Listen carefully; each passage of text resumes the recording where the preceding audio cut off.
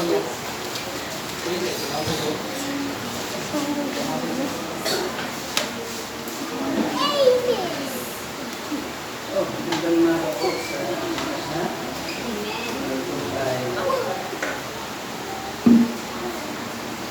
na sasamba sa pamamagitan naman ng pakikinig ng salita ng Diyos. Meron po tayong 4 W's. Una po yung welcoming ng bawat isa. Dapat huwag mawala po yung hospitality po natin bilang magkakapatid sa Panginoon. Yung second po yung worship na ginawa po natin. And then ang pangatlo po yung giving of wealth. Pagbibigay po natin sa Panginoon. At pang-apat po, ito pong pakikinig ng salita ng Diyos. Okay? Word of God. So, ang ating pong tatalakayin ay meron pong 4 na uri ng problema. Sa makita po natin sa Romans chapter 12, verse 1 and 2, there are 4 fears. The first fear is this: fear of being made to look forward o to look foolish. Yung takot mo na ikaw ay nga, hindi ako karapat-dapat. Okay? So, isa po yan uri ng pagkakamba o pagkatakot sa bawat isa. You feel not worthy. Then the second is this, is fear of standing out in crowd. Yung takot na ikaw ay tatayo sa harapan ng mga particular, mga anak ng Diyos. Pag hindi ka naman ready, ang mga anak ng Diyos yung pangungunahan, talagang may pangamba dyan, may takot dyan. So yung pangatlo ay fear of being talked about and misunderstood. Okay? Talk about and misunderstood. Yung bang, para ba sa isipan mo, baka nagkamali ako, baka mali yung dinig ng tao, baka hindi nila ako maunawaan. And that's the fear, another kind of fear. And the last is this: one of our greatest fear is being ostracized, rejected by the people. Yung hindi ka na welcome. Isa sa mga pangamba yan, si ata ako welcome dyan. Buti na lang punta na lang ako sa iba. So, yun yung pangamba na kung saan ay bumabalot sa tauhan ng bawat mananampalataya. So, alam nyo ang nangyari. Ridicule is a frame to agree for more fear, or most to fear. Okay, that is ridicule. Is a pain to agree for most to be. Yan, isang bagay na kung saan. And what is the result of that? The result is both predictable and tragic loss of courage. Yan ang magiging resulta. Parang wala ka ng lakas, wala ka ng kakayahan, nagiging hindi maganda ang magiging outcome. So, we can see these symptoms sa bawat isa sa atin. So, kita naman ninyo na talagang minsan makikita ng isang kapatid na hindi siya at ease isang bagay. And then we can see those symptoms throughout the society. But the most visible one is less of courage. People stand by and watch our fellow citizens being beaten and ostracized.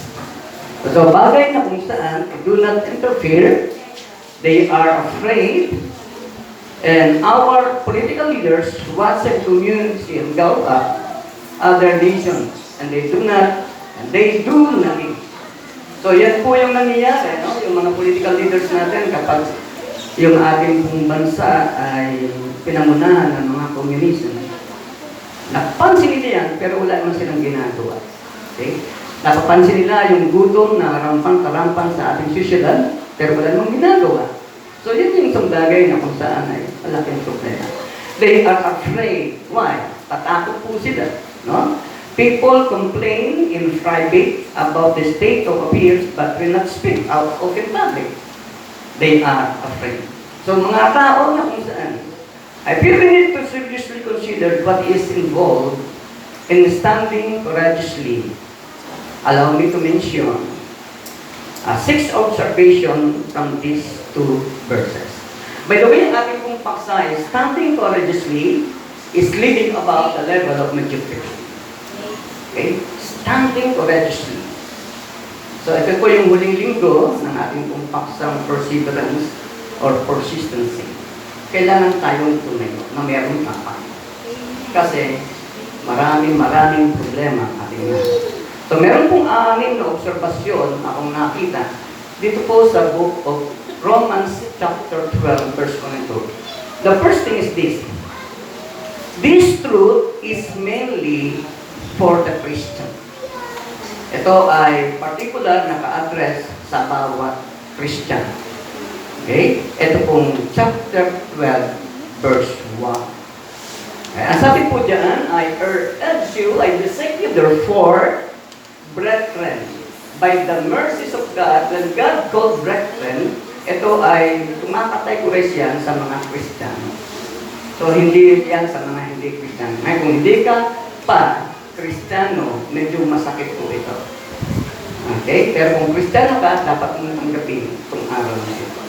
Okay. I urge you, brethren, or I beseech you, brethren, if I have not made this clear before, I need to say it straight now. Ano po yun?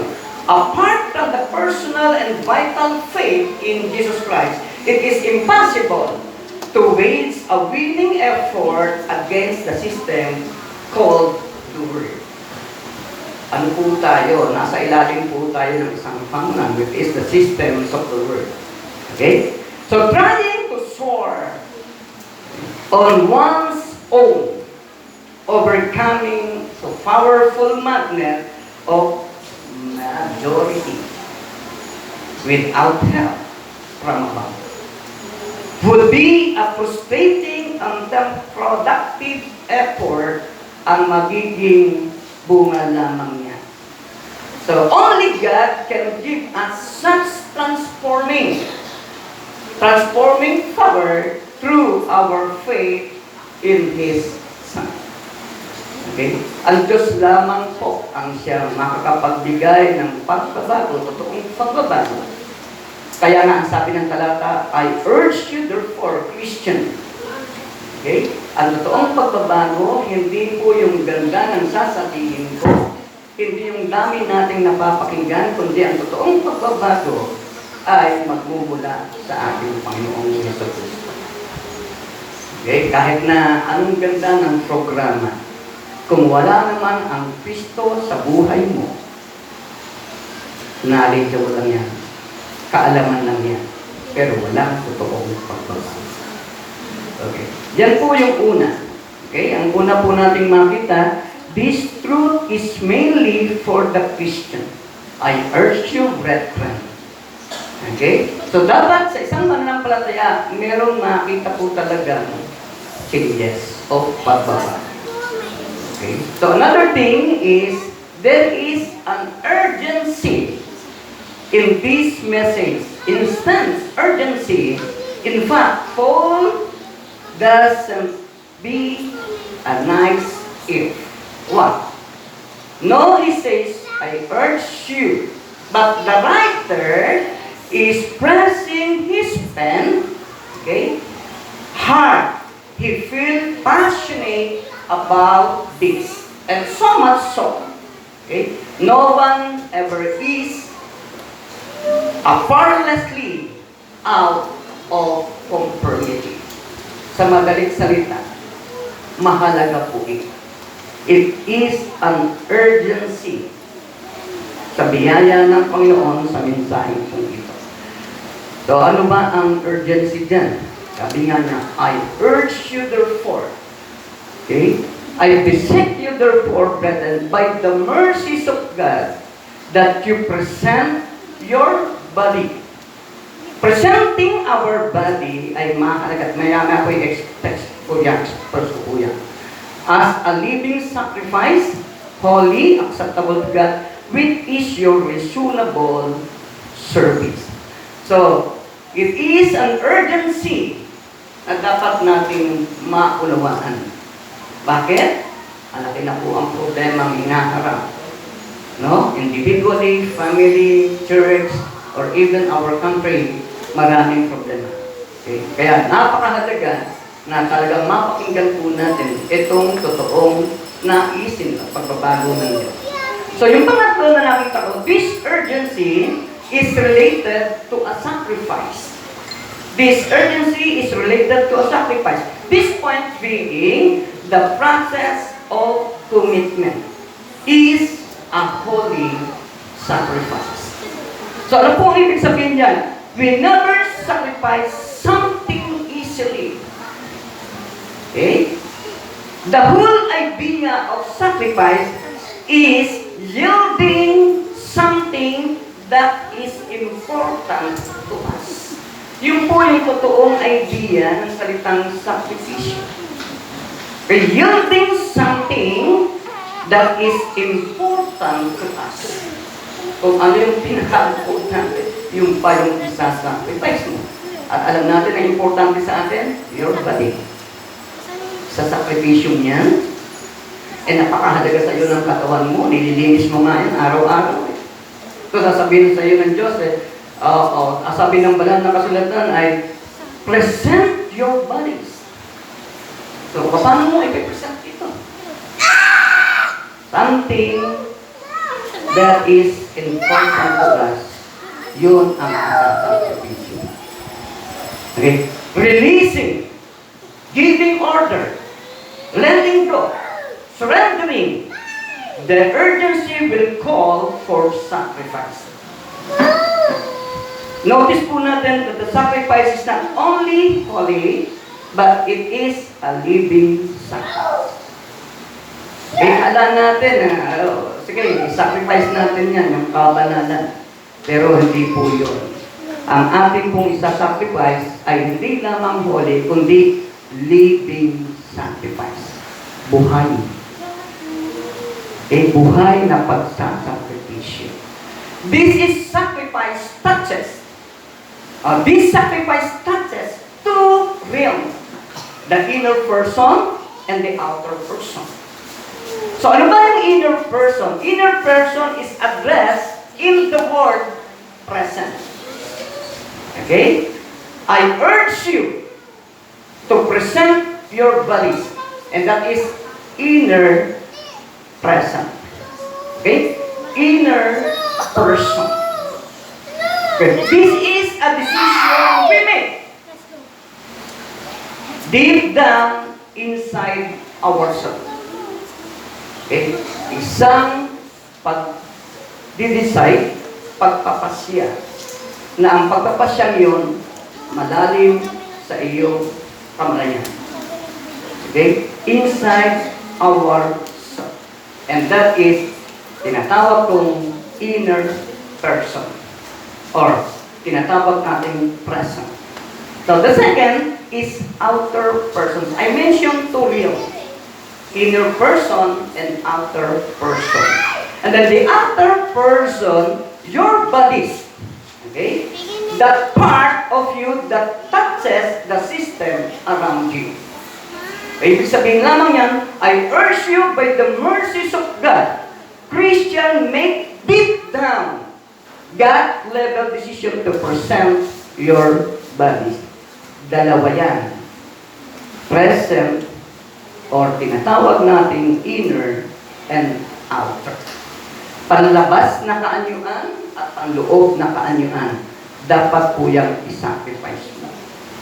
Pag sinabing panglabas, ayun nakikita sa iyo. Pag sinabi namang panloob na kaanyuan, aba, i-scrutinize natin lahat ng bagay na nasa isipan mo pala. Kapag mali ang isipan mo, labas yan sa panlabas na anyo mo. Pag marumi ang puso mo, lalabas yan sa panlabas na anyo mo. Kapag ang puso mo ay daming nakatira ng mga sama ng loob, galit, lalabas yan sa panlabas mong anyo. Kaya sabi ng Biblia, present your body from inner being to outside being. Kasi ano nga, ipipresenta mo yung inner being mo, pero yung outside being mo, taliwas. Hindi yan kalugod-lugod sa Diyos. Okay? Alam ng Diyos yan, ito ka lang, 50-50 lang. May hinihingi ka, I give you 50. Kasi 50 lang yung binibigay mo. 50% lang ng buong total persons ng pagkatao. Okay? Kailangan po natin lumalim. God-level decision to present our bodies. There are two things involved here. What is the two things? Okay? Our innermost self that does the presenting and our bodies that are presented. Yan yung dalawang bagay. Presenting and presented. Okay? It should almost go without saying that it is useless to give our bodies if we have not first of all given ourselves. Maliwanag po ang instruksyon ng Biblia. That is useless. Okay? Kailangan po natin i-present ang ating pong katawan, okay, from presenting to presented. Okay? It should almost go without saying that it is useless to give our bodies if we have not, first of all, given yourself o ours. So lahat dapat buo nating ibibigay yan. Okay? Hindi lamang yung isip mo, yung talent mo, hindi lang yan. Kundi yung kabuuan, buong pagkatao, siyang isasacrifice mo sa Panginoon. Okay? So, fourth thing. Ano yung? The sacrifice is essentially a spiritual one. As far as God is concerned, a consistent godly life is well-pleasing, acceptable to God. So, kailangan po natin ang pagsasakripisyo, ito po ay spiritual. As far as you are concerned, it is an act of worship. It is a spiritual service of worship. I need to be very candid here.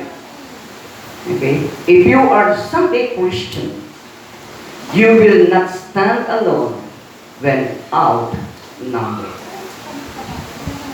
Okay? Anybody can soar, anyone can walk in victory while sitting in church. But the kind of service of worship in Romans chapter 12 verse 1 and 2 is talking about aspects of your life on Monday, on Thursday, on Saturday, okay? That is lifestyle. Your entire week. In fact, 365 days every year. Hindi lamang po dapat maipakita natin ang pagiging Kristiyano natin. Isang araw, 2 araw, 3 araw, kundi ang kabuuan ng isang taon na 365 days makita ang pagiging Kristiyano. Malaki problema. Akala natin every Sunday lang tayo magsasacrifice. So, ito yung bagay na dapat natin tatandaan. So, at the deepest level, there is the presenting of ourselves to God. At lunchtime, if you please, before a date, okay? Kailangan din po natin yan. Or during a day, before a trip, in the middle of a vacation, during any scenes in which you find yourself, give yourself to God.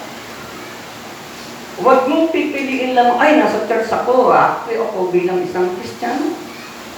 Pero paglabas ng church, you're acting like a Christian. Problema na naman po. So, ano man po yung ating kahantungan? Saan man tayo? Sinong taong ating makakaharap? Yung taong man yun ay nagbigay sa iyo ng hindi magandang impresyon at nade-develop yung galit mo sa kanya, like realize. Umakto kang katulad pa rin ni Kristo. Kasi problema talaga yan. You cannot urge bilang mga mananampalataya sa akin po ito, hindi sa mga hindi mananampalataya. Kasi I urge you, brethren, the word brethren po ay para sa mga mananampalataya. Huwag mo munang sama yung hindi mananampalataya sa atin po muna. Okay? So dapat po nating maunawaan saan man tayo mapapunta. Dapat lahat ng bagay, bigay po natin ang ating sarili sa Diyos. Okay, and the sixth, this sacrifice lead to a practical is Ika nga ay radical decision in verse 2. Kaya sabi po ng verse 2, and do not conform.